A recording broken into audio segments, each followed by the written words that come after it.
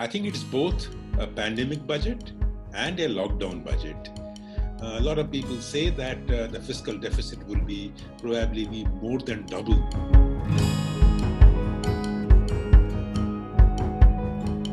Hello and welcome to the budget special of Business Standard, Beyond Headlines. Starting this week, every Monday, we bring to you the major happenings around the upcoming budget 2021. Not just the news, but an expert analysis by our consulting editor, Mr. Ashok Kumar Bhattacharya. Stay tuned. Thank you for joining AKB on our budget special show. We are just about a month and a half away from what is going to be one of the most historic budgets of our country. And the economy is facing revenue stress because of the pandemic and the lockdown. Do you see this budget more as a pandemic budget or a lockdown budget? I think it's both a pandemic budget and a lockdown budget. From an economic perspective, the adverse impact of the lockdown that was imposed for almost about 3 months will have an impact on the budget calculations and the numbers that we will see on February 1. But at the same time, the pandemic impact cannot be underestimated. So it will be both a pandemic budget as well as a lockdown budget. So just a few days ago, the finance minister has said that I'm not going to allow the fiscal deficit numbers to worry me. She said there is a need and a clear need to spend the money. So this is very indicative of what the government is thinking. So I want to understand from you, what are the implications and the consequences of a rising fiscal deficit, especially in these circumstances? Well, as we know that fiscal deficit is broadly an indication of the kind of gross borrowing that the government makes to meet its expenditure. In a sense that if the government has an expenditure of 100 rupees and if its own revenues are only about 80 rupees or 90 rupees, it has to meet the remaining 20 rupees or 10 rupees, as the case may be, by way of borrowing. Now, that borrowing is loosely or roughly called the fiscal deficit. In this case, what the finance minister is probably referring to is the current year situation. As we all know, in the current year, the fiscal deficit, when the budget for the current year was presented on February 1, 2020, was supposed to be around 3.5% of India's gross domestic product. A lot of people say that the fiscal deficit will probably be more than double of what was projected at the start of the year. Why more than double? Simple calculation. The original budget had projected borrowing of around 8 lakh crore or 8 trillion rupees. The government has already armed itself with extra borrowing of around rupees 4.2 trillion, which means it is almost 12.2 trillion of borrowing the government will make in the current year against an estimate of just 8 trillion rupees originally. So there will be an excess fiscal deficit almost, So what it will be finally is a function of how good the government's revenues are at the end of the year. So what the finance minister is probably hinting at is that the current year's fiscal deficit will not be an area of concern for her. She will go ahead and borrow more and spend more if it is necessary, and revenue shortfalls will not constrain her from spending whatever is needed.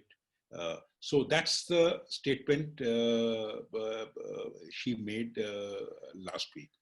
So now this has an impact for next year's numbers because if you have already had a fiscal deficit of 7 to 8% of GDP in the current year, next year probably the revenues will be better because the Indian economy is will be growing at a faster rate. A lot of people expect that the Indian economy will grow in real terms by around 12%. So if the growth comes back to the Indian economy, probably the revenues will also be better, and therefore the fiscal deficit may come down a bit. So her statement has to be seen in the context of what is happening in the current year rather than what may happen next year. So even as you say that, you know, the revenue situation should improve next year, recently the Vivad Se Vishwas scheme has drawn so much heat, and the finance secretary and the CVDT chairman have pulled up tax officers for the dismal declarations in the Vivad Se Vishwas scheme, which was announced with so much, there was such a lot of buzz around it in the last budget when this scheme was announced. How Well, do you see the situation? you are right, because the Vivad Se Vishwas scheme was framed in the context of substantial revenues that remain locked up in disputes with taxpayers. Now, almost about close to 9 trillion rupees tax dues are blocked in disputes, in a sense that the government believes that it can generate that much revenue, but that revenue is not coming. And this is all tax revenue, it is not non-tax revenue. So if the government wants to, then it can use that disputed tax amounts to meet some of its revenue shortfalls. So the idea was how it can resolve those disputes in an expeditious manner by which it can release those revenues from the disputes and boost its revenues in the current year at a time when the revenues are not doing well. As we all know, there is a substantial revenue shortfall this year.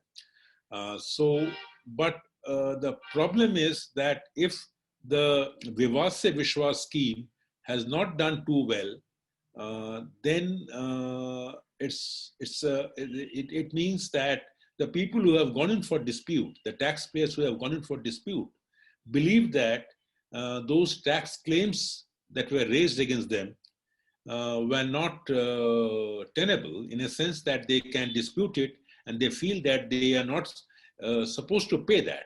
Now, not to have reached that target should not be a cause for concern. On the contrary, why they are not going in for disputes should actually drive the government to rethink and review the manner in which those tax claims were made. So instead of chasing taxpayers who may have gone in for disputes, it will probably be a good idea to understand why those disputes in the first place arose. Yes. And how those disputes can be resolved without unleashing another reign of tax terrorism. Absolutely, sir. One of the things in the last budget was all this, the off-budget financing that Ms. Sitharaman had announced, which was a great step towards building transparency in the whole budget. How do you think budget should be made more transparent, and is this an opportunity in crisis for India right now when the budget is around the corner? There is probably an opportunity to make our accounting more transparent. I couldn't agree with you more there. I think there is a tendency in our budgeting system where we don't reveal everything in the budget. In a sense that, take the case of the fiscal deficit. The fiscal deficit number that you see, which is the headline number, let's say last year it was around 4.6% of GDP.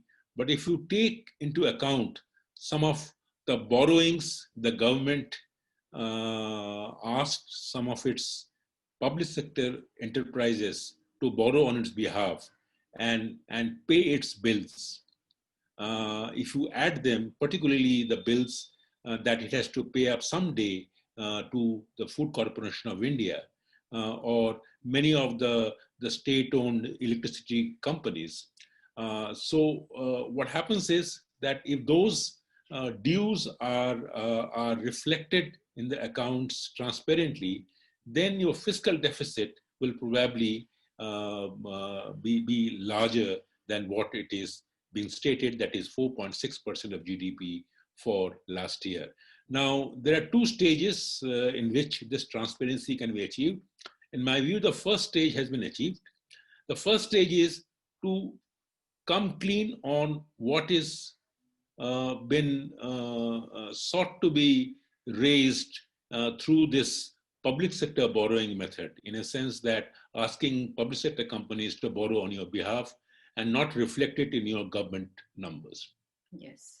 Last year's budget, we saw that the finance minister revealed in the budget speech as well as in the expenditure budget that what are the various sources like small savings deposits, or whether she sought recourse to the Food Corporation of India to help her meet the food subsidy bills. So now, if those transparent moves are continued, it will be good move, good step. And the next stage of the transparency would be where you actually reflect the impact of these borrowings into your fiscal deficit number. In other words, you don't say my fiscal deficit was 4.6% of GDP last year. Actually, it may have been around 5% or 5.5% of GDP. That is the next stage of transparency. And I sincerely hope that we reach that stage in the coming budget, where transparency is ensured not just in revealing in the budget documents the sources from which you have borrowed, but also including the impact of those additional borrowings through public sector units in the headline fiscal deficit number. So you've covered so many budgets and you've analyzed and dissected so many budgets. In your recollection, was there ever a more difficult budget that India has faced than this pandemic or the lockdown budget, whatever we are calling it? I think it's a important and very interesting question that you ask. I believe that 1991 budget was probably a more difficult budget, and 1991 was a budget framed in the context of an unprecedented external accounts problem and fiscal indiscipline that you saw in the domestic government finances.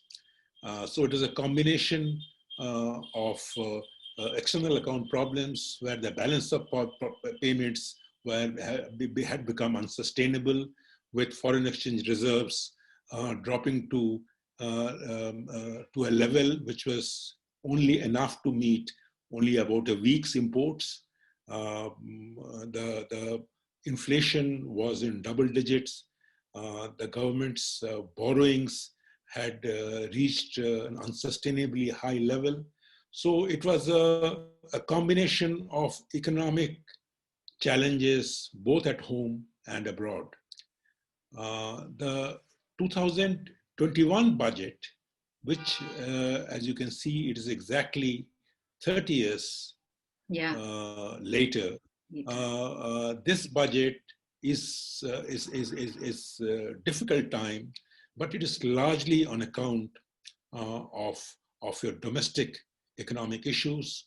Fortunately, the external side of the economy, which is the balance of payment side, is actually quite healthy. This year, the challenges are within the domestic government finances, growth stimulus, the growth not taking place, government finances in poor shape. Whereas in 1991, it was a combination of both these factors. Your domestic finances were not in shape, inflation was in double digits, external account was delicate, balance of payments was bad. So it was a combination of factors that made the 1991 budget challenge far more formidable than the budget challenge that you are going to see in 2021. On that note, we will end today's discussion. Stay tuned next week, Monday, for another episode of Budget Beyond Headlines.